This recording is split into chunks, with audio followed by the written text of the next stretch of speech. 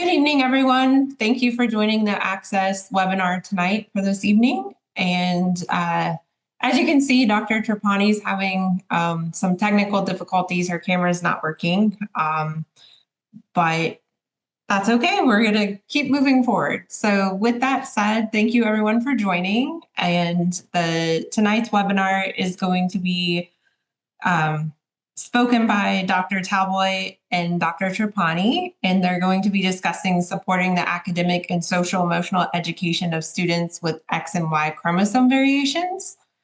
Dr. Talboy is, sorry, give me 1 second. She's a neurodevelopmental pediatrician in the Division of Medical Genetics. She serves as the medical director of the Down syndrome, Fragile X syndrome, and extraordinary clinics at Emory. And Dr. Trapani is the founder of the Trapani Education Consultants, LLC. Dr. Trapani has served the Atlanta community in several capacities, including head of school for the Piedmont School of Atlanta and the director of education for the Marcus Autism Center. Formerly, Dr. Trapani was a clinical associate professor of developmental pediatrics at Emory University. So Dr. Talboy and Dr. Trapani, if you would like to go ahead. Thank you so much. And I'm going to start us off. So in this presentation, I will briefly review some basic information about X and Y chromosome variations, while Dr. Trapani will discuss associated academic challenges along with strategies for educational intervention and describe collaborative ways to support and promote social emotional development.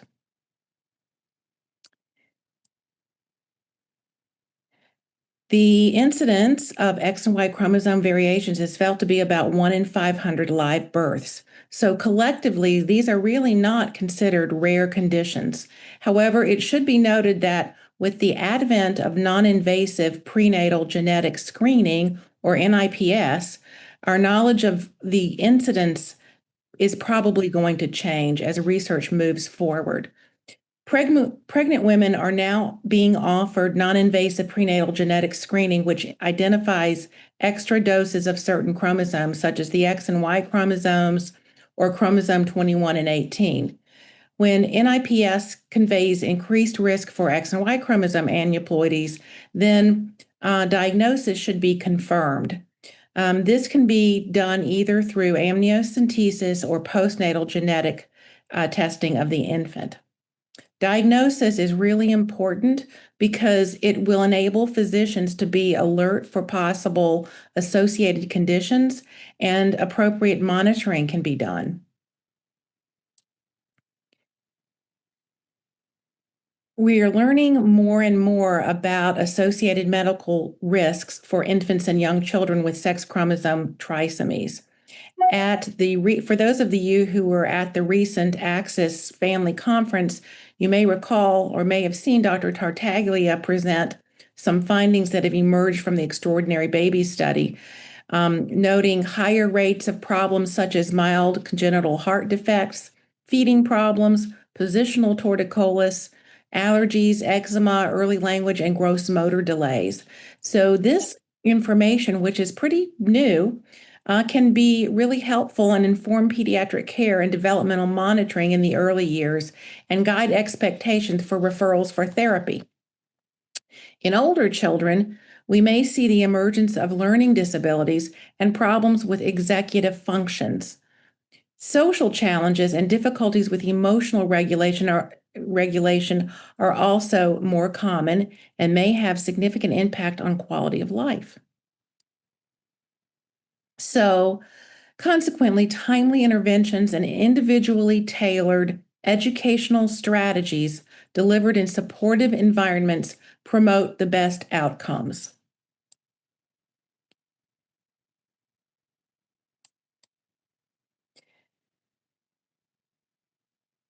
So, thinking about the impact on cognitive development and learning, students with X and Y chromosome variations often face difficulties in language development, impacting their communication skills.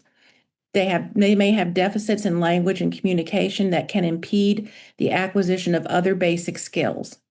Difficulties in executive functioning can hinder students' planning, their organization, and task management abilities in learning and work environments. Challenges in social cognition may affect students' interactions and relationships with their peers, their teachers, and parents influencing their overall educational experience. So, with that kind of in mind, I'm going to turn this over to Dr. Trapani to talk a little bit more about these issues. Thank you, Dr. Talboy. First, I'd like to apologize that my camera has decided to take leave of its senses and that you can't see me. We are very committed to talking about all of the aspects that you have to grapple with each day with your children. And we are sensitive to the challenges that you have. Dr. Talboy and I work very closely with patients that I consult with, whom she also sees. And we talk regularly about the issues that school participation presents to you, and especially collaborate closely during IEP times. So with the idea of the difficulties that your children encounter in their language development, these difficulties can take several forms.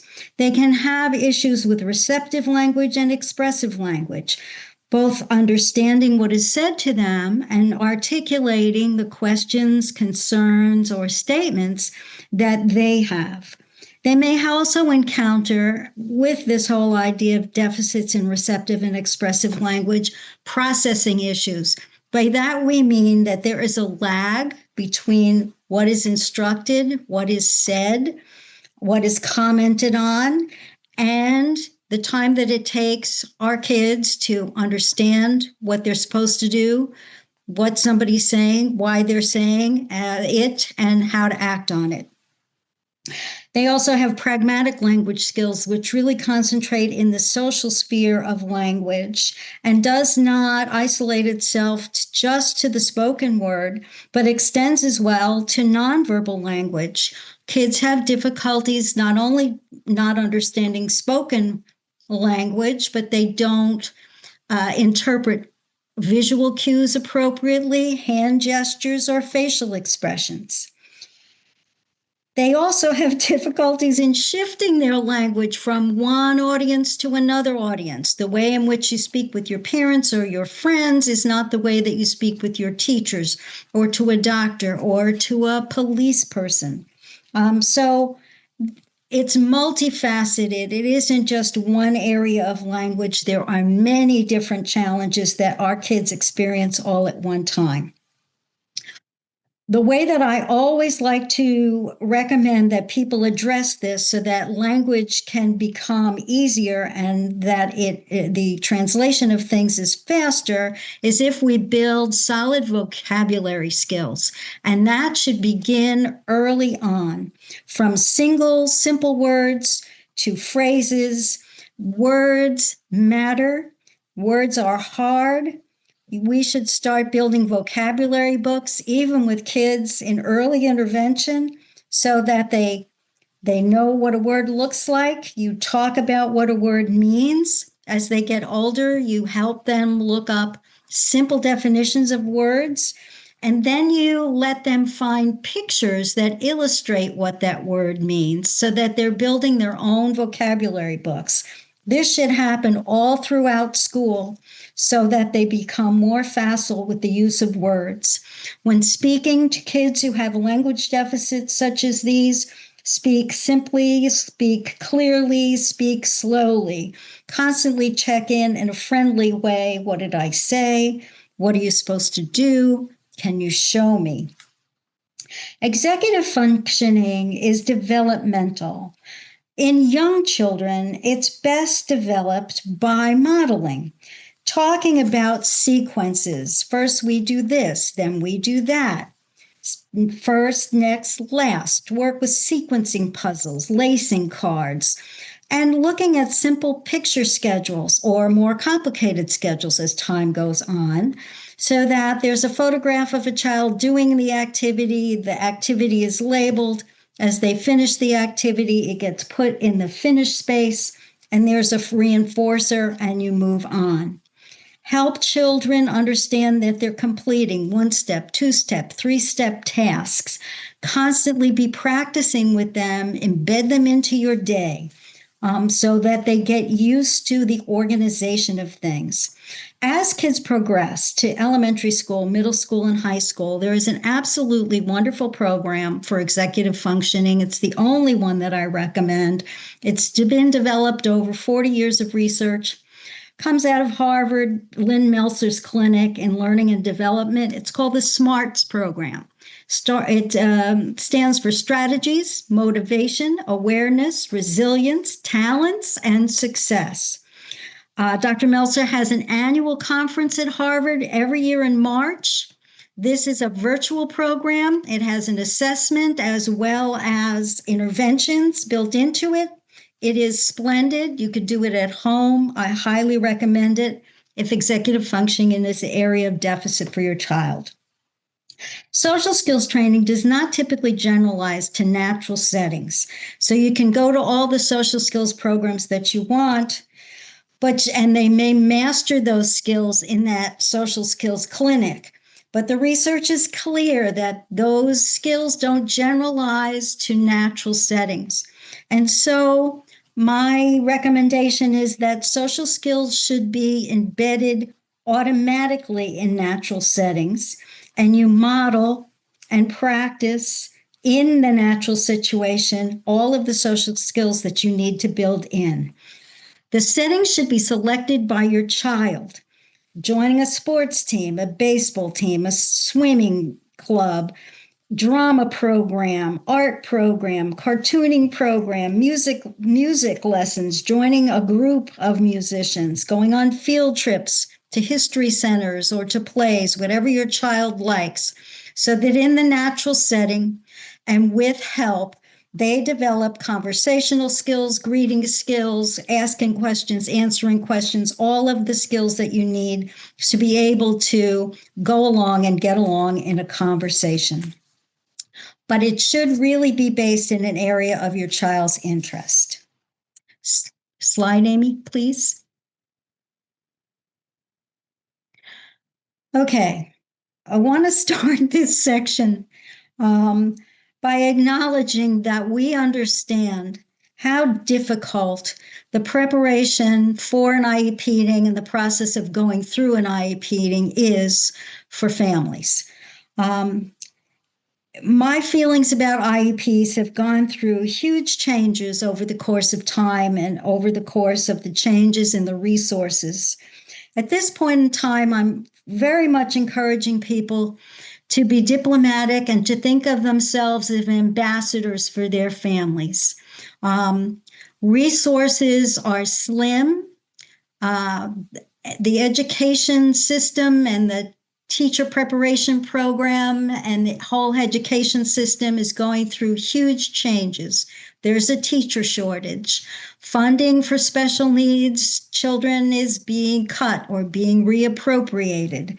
It's not a time to fight. It's a time to learn to get along.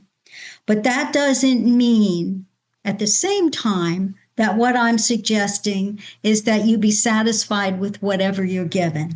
It's an invitation to learn how to be an ambassador for your child, coming fully aware of what your child's needs are, how your child learns best, and collaborating with the school so that you can ensure that your child gets his or her individual needs met.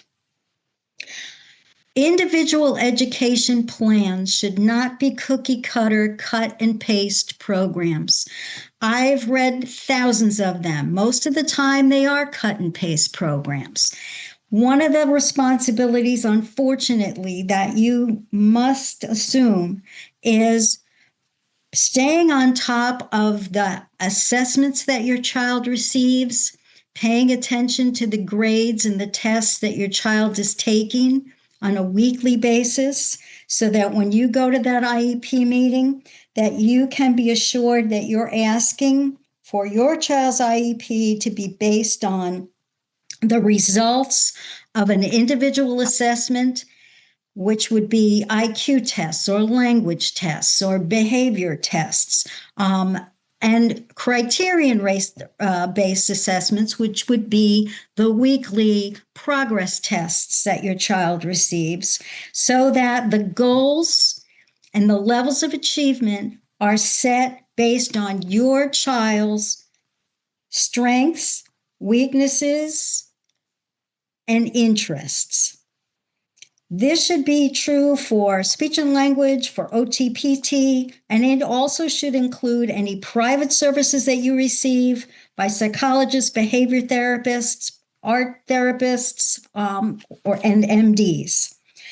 Every single goal should prepare for transition. And I don't mean just transition from high school to post-secondary settings, but all the other transitions that come in between, from early intervention to kindergarten, from kindergarten to early elementary, from third grade to fourth grade, critical. From that is a time that the curriculum jumps from rote skills to analytic skills, and it is a harsh one.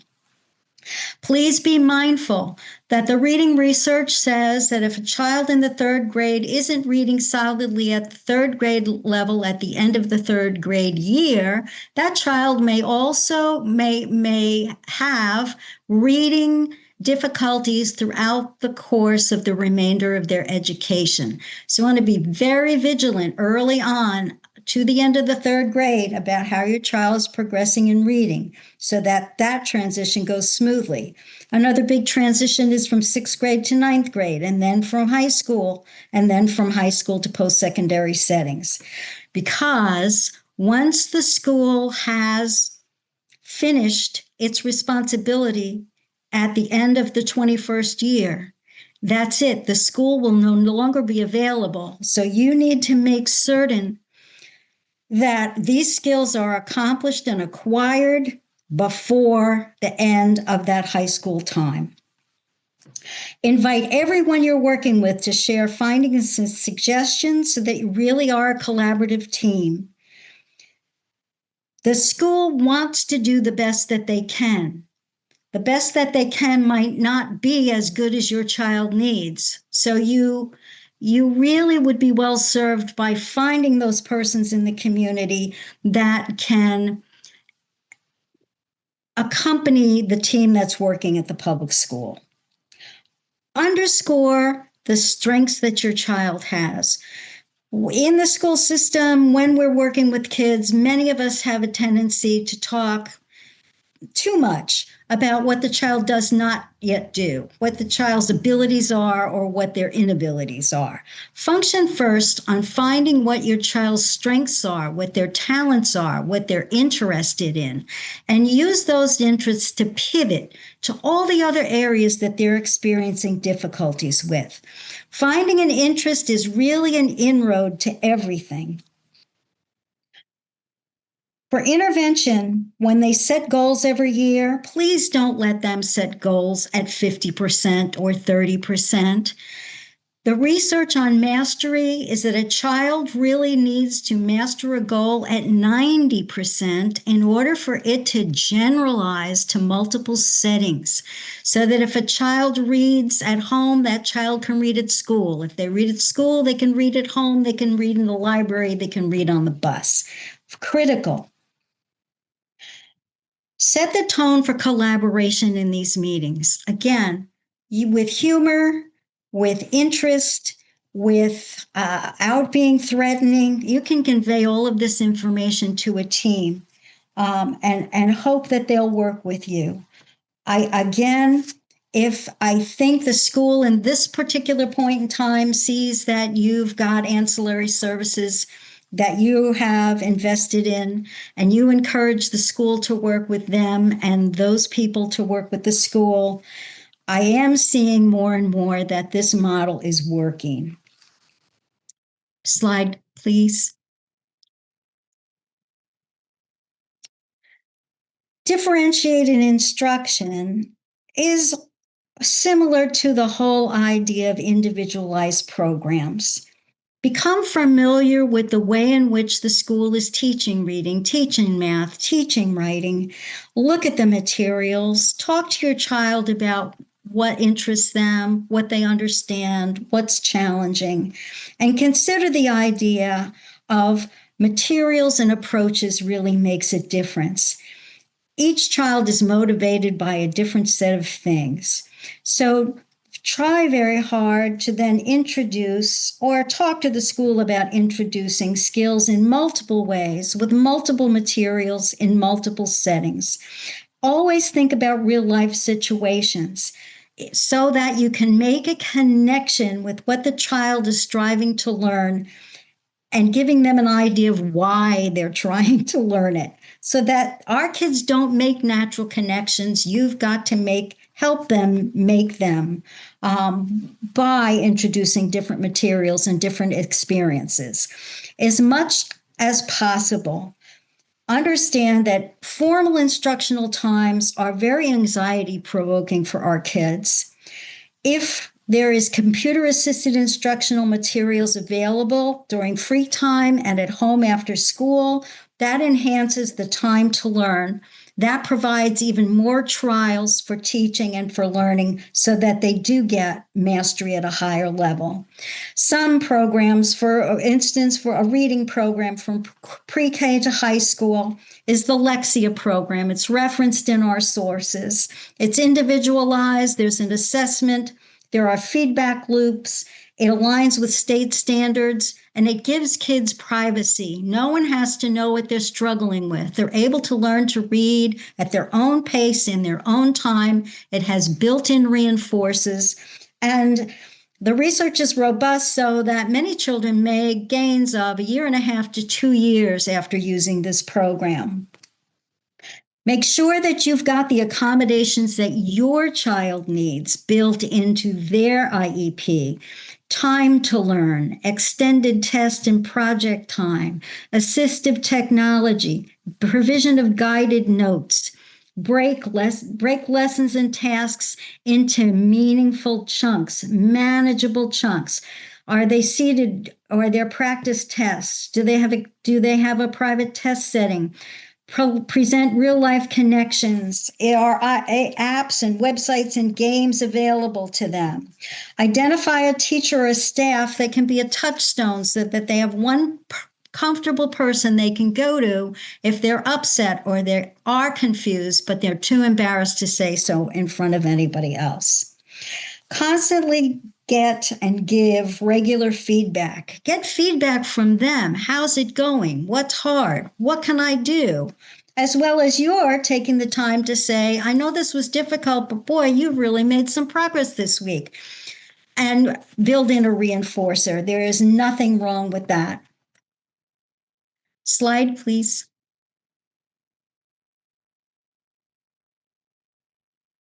Slide, please. Another slide. Another slide. These are all websites for you to look at depending upon the child that you have and what his or her needs are. Next slide, please. Okay. Part of the difficulty with social skills is, again, the presentation of difficulty with language, kids not learning social cues. They don't understand language quickly. They can't interpret the social cues. So they may make inappropriate remarks, and social interactions then become frightening and aversive instead of fun and rewarding. Kids who do not have good language and social skills may not be good at entering and exiting a conversation. They might be impulsive and impatient about going with the flow of a conversation and maintaining proper boundaries. Sometimes this gets them in trouble, or neurotypical kids may have so much difficulty with the lag in the interaction that they might not find it rewarding to interact with your child. So our kids have to deal with all of this. Strategies to address anxiety and negative self-beliefs could include mindfulness, guided imagery, chair yoga, meditation, Beginning the day in a positive way is really important for kids with special needs. Ask the school if there's a chair yoga program or a guided imagery, something that if it's not offered to everyone, is it something your child could do? Teach your child to learn to label their feelings when they're coming into negative or uncomfortable interactions so that you can understand what they're experiencing and you can try to build in ways to address those needs. Again, I believe that these social interactions are best taught in natural settings with multiple presentations of different kids in different situations until your child finds their social comfort zone, just the way it is for you. The best place to begin is to finding a potential friendship group focused in an area of interest and strength. And that might not be the school. That may be something that you have to look for outside of school. So just as you would spend time with an SLP after school or an OT after school, the social piece is as or more important as that. So building friendship groups after school would be critical.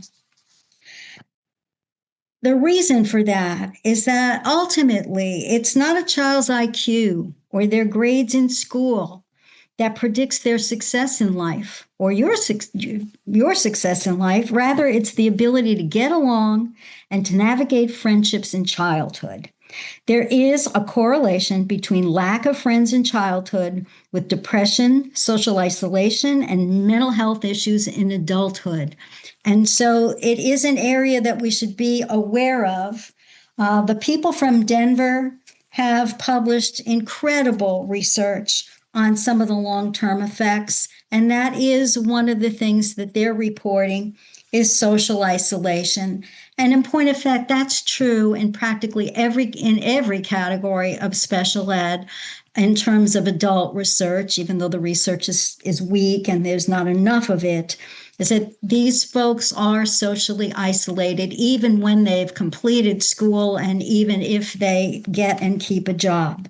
So the mental health issue is huge. It's important, I think, to talk to your children about the concept of acquaintances versus friends. Our kids are so anxious to have friends, they want to be friends with anybody and they'll do anything to get a friend. It's critical to have conversations about being selective. So talking about what's an acquaintance and what's a friend, and to approach friendship building positively and talk about character and standards, and that your child shouldn't be satisfied with just any friend, but should pick friends and have standards for friends. Going over something as simple as the golden rule is a very good basis to build on in terms of teaching social skills and social interactions, because oftentimes our kids are bullied. Slide.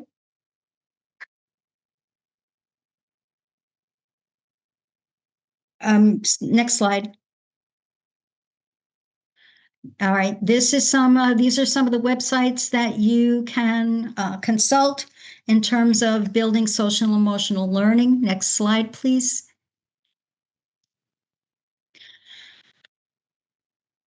In terms of counseling and social support, it's important to familiarize and discuss your school's approach to social and emotional learning. Find out if there's a curriculum. What is it? How often do they do it? Is there a bullying program in place? Is there a program for executive functioning in place? Is there a mindfulness program, or are there methods that are taught to regulate attention, impulsivity, and anger? As importantly, review the school policies about bullying and other social conflicts. Determine whether the school is rigid or flexible in their approach. If your child has difficulty with anger management, is impulsive, has poor judgment, please, please, please address these issues in an IEP. Ask for behavioral strategies for de-escalation. If you need to have a behavior assessment done, do so. If you if you need to put in the IEP a de-escalation program. You want this put in the IEP so that if the school is really rigid and doesn't tolerate any kind of blow up or temper tantrums, you don't want them calling the authorities. You don't want anything aversive happening to your child. And that won't happen if you've got a strategy built into the IEP. So be very mindful about that. Also ask if the school psychologist or school counselor is available to the student body. Is there a place for your child to go for a self-imposed timeout? Can students access this person? And what process do teachers utilize when a student is frustrated or has a behavioral or emotional meltdown? Students need to know ahead of time who they should go to, where they can go, and what do they need to say to access them. Next slide, please.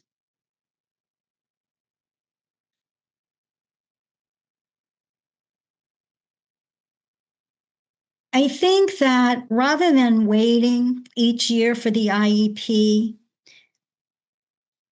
to as far as you can, try to establish a regular means of communication with the teachers so that they know you and you begin to know them, and that the goals that you both have are clear and the communication about those goals is ongoing. Try to find out what the goals and assignments are a week ahead of time so that you can embed the vocabulary, the things that are being discussed, the reading that your child is doing during the week in order to support what the teacher's trying to do at school so that you can pre-read, discuss material, review vocabulary words, and then you can bring in puzzles, games, or household tasks to connect the child between home and school.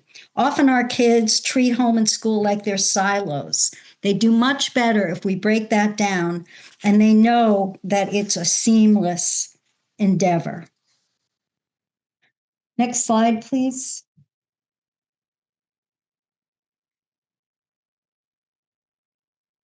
In terms of accessing medical and community resources, it is really critical to connect with the right sources because finding the right people that suit you and suit your child makes all the difference in the world.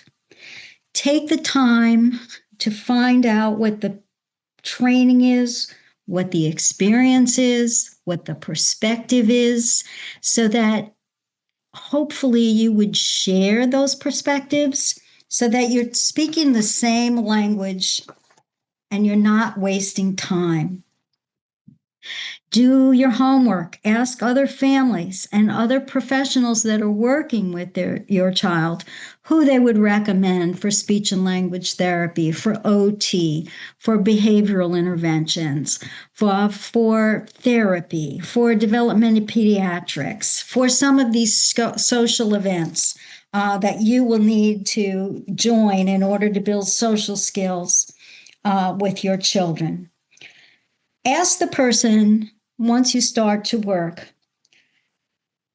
what assessments they're doing, to give you the results of those assessments, to provide you with a written plan of their intervention, what the schedule will be, what the goals will be, how you're doing it, and to give you regular written progress reports that could be weekly or bi-weekly or monthly. I give the people that I see a report every time I see them. If no progress is made within a 3-month interval, you need to find out why. So you're spending a lot of time, you're spending a lot of money. You need to see what's happening. You need to know that you're constantly moving forward. And if you're not, you need to identify what the problem is. Become familiar with all the resources in your community. Look for all the services. online services, free services, people who have private practices, support groups in the area. Go to advocacy and support groups on a state and national level. Go to the state and national conferences. There's so much information there. All of the people who are doing research in the field are there. All of the practitioners who have clinics are there, and people who publish materials are there. You will learn a lot, and you'll also see that you are not alone.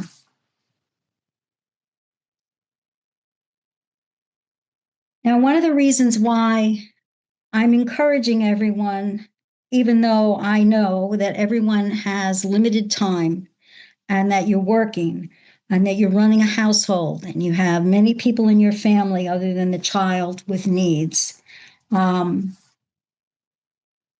you've got to find a way to coordinate all of this, because the federal Department of Education is going through critical changes right now. It's being dismantled, and that's going to have an impact on all of you. While the enforcement of the dismantling of the federal Department of Education is hampered, the underlying laws governing special ed are still intact, like IDEA is still intact, and Section 504 of the Rehab Act of 1973 is still intact. But there are many changes that are happening to the department, so that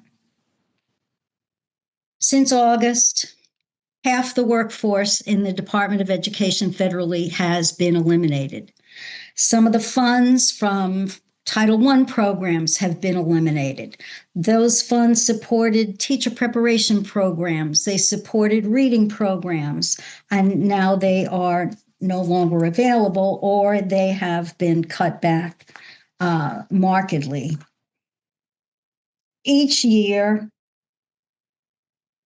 the federal Department of Education distributes $15 billion through grants to states to support special education programs to schools. The DOE uses its expertise to determine how these funds are disseminated. But without the expertise of those professionals, it's unclear how the funding will be allocated and maintained. The DOE also administers the Title I programs. Not only do they provide for the reading specialists, but they also provide for smaller class sizes and for mental health counseling. And some estimates suggest that eliminating Title I funding could result in the loss of 180,000 teaching positions. The DOE ultimately is responsible for ensuring that state education agencies and local education agencies implement and comply with IDEA through its guidance and oversight. And there'll be changes in that level of guidance or oversight. It compels you as a parent, but you as a member of a group of parents who have children in need. So I suggest that now is the time for parents of students across all diagnostic categories to form unified, collaborative partnerships with each other and with all service providers to advocate for the academic, social, and transition needs of their collective children in all public and private schools across the nation. It's not time to fight about things. The 80s, the 70s, we had, in the middle of the 70s, we had the birth of IDEA. In the 80s and the 90s and the earlier part of the 2000s, we fought and litigated so that we could define exactly what that law meant, not in a broad brush. Now's not the time to fight. Now is not the time to waste money. Use all of your resources to provide the needs that your child has, but meet with all the special ed parents in your community to find out that you really have more in common than you think, even though your children might have far different diagnostic categories, and even though your children might be on various levels of disability, there is a commonality in the kinds of services that they need. Everyone typically needs language. Many kids need behavioral intervention. Most kids benefit from sort of computer-assisted instructional programming. Kids typically benefit from some social organization. You could band together and really provide many of the things that all the kids need, and not have to fight about it. So what do? We know that we need multifaceted support. You just don't need a public school or a private school. You need a comprehensive approach. You need medical issues addressed. You need an understanding of how your child's medical problems interface with your child's learning problems. We need to pay attention not only to all the different academic skills, but to social and emotional skills as well, so that you have a child whose mental health is intact, who has strategies to be able to identify how they're feeling, to know that there are other strategies that they can employ to soothe themselves, and to find positive resolutions to their upsets, so that they feel as though they are active in their own lives. So many times we over-therapize kids. We assume what the problem is. We assume what the solution would be without involving them in the process. We need to collaborate among all stakeholders, other families, educators, all community service people that are essential to a child thriving in a community, and certainly the individual child as well as the collective children that we're talking about. An appropriate environment may empower kids to learn more about themselves, achieve success in their academic and social lives, and be able, therefore, to dictate more directly than they are in their own life journey. It is not going to be easy. It has not been, and it is not going to get easier. But I think that it's doable. And I think at this point in time, more than any other, there are so many resources available that we never had before. But I think we need to work with each other so that we're aware of what those resources are and how to access them.